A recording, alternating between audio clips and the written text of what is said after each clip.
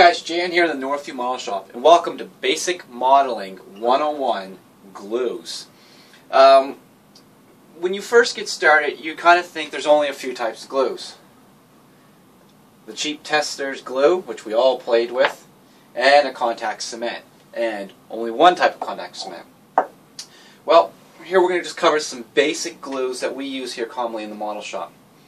And they all have their unique purposes. First, as before mentioned, the tester's tube glue.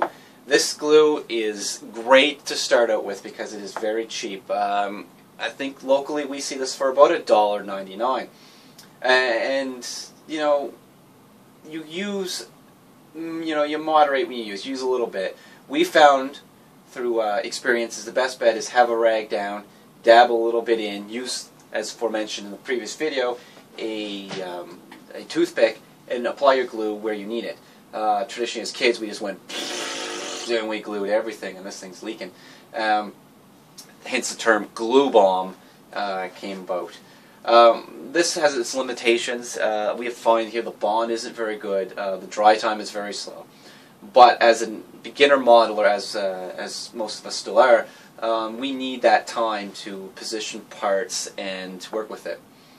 So that's that glue. We'll get it out of here. Moving up in experience and in time, and unfortunately in money, but is the Tamiya Extra Thin. You can note it by the green cap.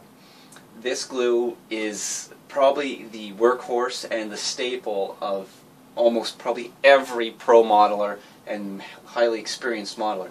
The nice part is it comes with a little brush attached to the cap.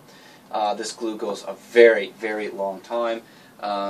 I would honestly say you could probably get, for the amount of glue you use in the tester's tube, at $2 a bottle, this being around $6 or $7 a bottle, you could probably get about, honestly, let's call it 5 to 8 tubes out of this, because this goes a long way. It dries relatively quick, and it's much cleaner. Great stuff. From there, when you're working with gluing some very crucial parts and larger parts, we like to use the Pro Weld. This stuff dries quickly and is a bit more, we find a bit more aggressive than this stuff here, and the bond is much stronger. Once again, kind of more of an advanced glue for most of us. From there, moving up to contact cement, or CA, or as most people call it, super glues. The weird part that we've just learned about is super glue isn't just super glue. You can get thin super glue, you can get thick super glue, you can get 2 to 4 second super glue, you can get, well, this is 10 to 30 second super glue, this is 5 to 15 super glue. The super glues and the time frames on these are very, very vast. And make things more complicated, from there you can also use accelerators. Apply your super glue, one spritz of this, or one dab of the brush, and there's a chemical reaction which instantly sets the super glue. The problem that you need to be careful of is with each one of these is it reacts with your plastic, and if you're dealing with finished or painted parts, can cause some blemishes on your paint. Now moving to some more basics. School glue.